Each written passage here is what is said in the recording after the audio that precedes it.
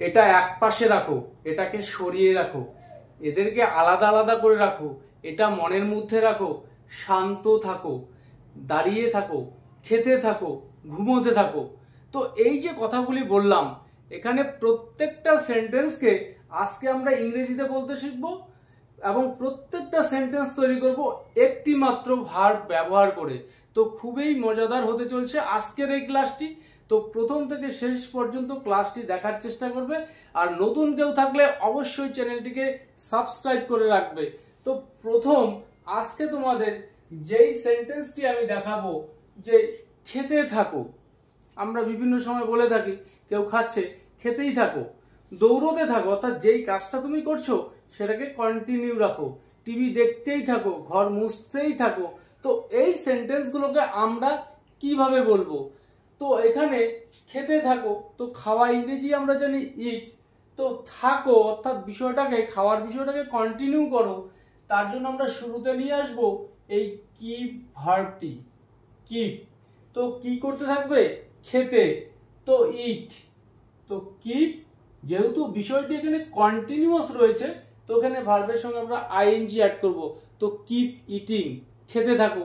তো এই নিয়ম অনুসারে গাইতে থাকো, কিপ সিঙ্গিং, নাচতে থাকো, কিপ ডান্সিং, চিৎকার করতেই থাকো, keep shouting, keep reading, keep writing, অর্থাৎ হাজার হাজার সেন্টেন্স তোমরা তৈরি করতে পারবে এই স্ট্রাকচারকে ফলো করে।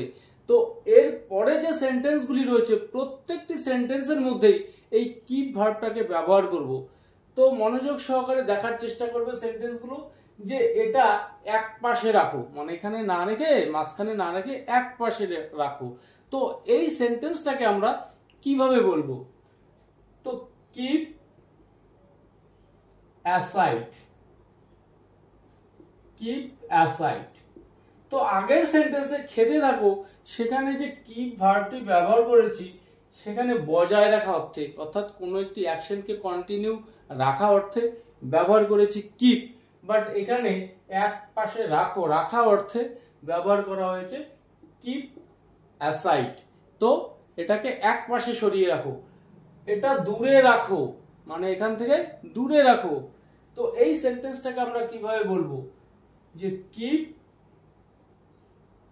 It away, keep it away, এটাকে দূরে রাখো। আমরা বিভিন্ন সময় বলে থাকি যে এটা বাচ্চাদের থেকে দূরে রাখো, ধরলে বিপদ হতে পারে। Keep it away from the children, তো বাচ্চাদের থেকে দূরে রাখো। পরের সেন্টেন্স, এটা মনে রেখো, মানে এই যে বিষয়টা বললাম মনে রেখো। তো এই সেন্টেন্সটাও আমরা তৈরি করব এই কিপ ভার্বটাকে ব্যবহার করে। তো keep it in your mind, keep it in your mind, এটা মনে রেখো। পরের সেন্টেন্স, এটা ধরে রেখো, মানে এই যে তোমার পারফর্মটা করেছো তুমি পরীক্ষায়, এটাকে ধরে রাখো। বা এই যে খেলার মধ্যে আজকে যে ব্যাটিং করলে বা বোলিং করলে, ঠিক এই পারফর্মটাকে তুমি ধরে রাখো, অর্থাৎ কোনো কিছু, কোনো একটা অবস্থা ধরে রাখা। এই রকম সেন্সে যখন আমরা কথা বলবো সেক্ষেত্রেও এই কিপ ভার্বটা ব্যবহার করব।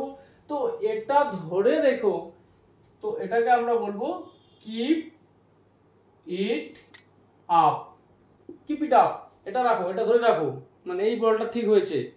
পরের সেন্টেন্স, তোমার খ্যাতি বজায় রেখো, এই যে তোমার যে খ্যাতি, নামটা, এটাকে বজায় রেখো, নষ্ট যেন না হয়। তো এই সেন্টেন্সটাকে আমরা কিভাবে বলবো? কিপ আপ, এই কিপ আপ ফ্রেজাল ভার্ব, যার অর্থই হচ্ছে বজায় রাখা, কোনো কিছু বজায় রাখা। তো keep up your reputation, keep up your reputation, তোমার খ্যাতি বজায় রেখো, কোনোভাবে যেন নষ্ট না হয়। পরের সেন্টেন্স, চুপ থাকো বা শান্ত থাকো।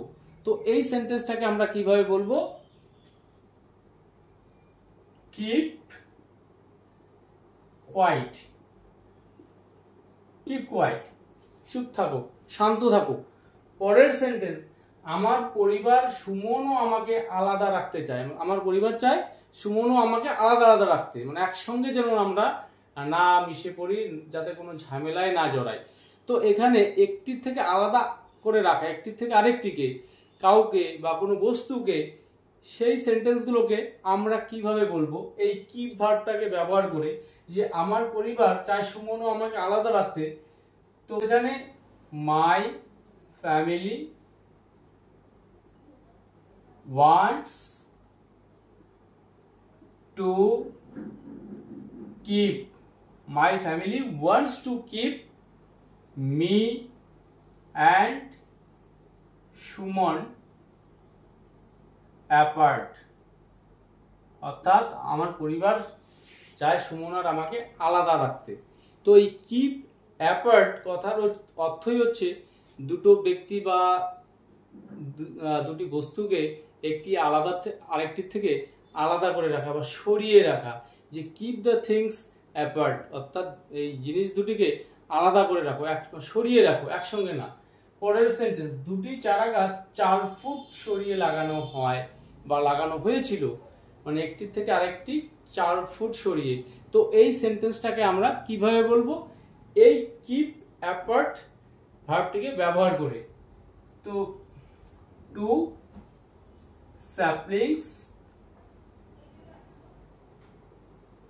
were planted,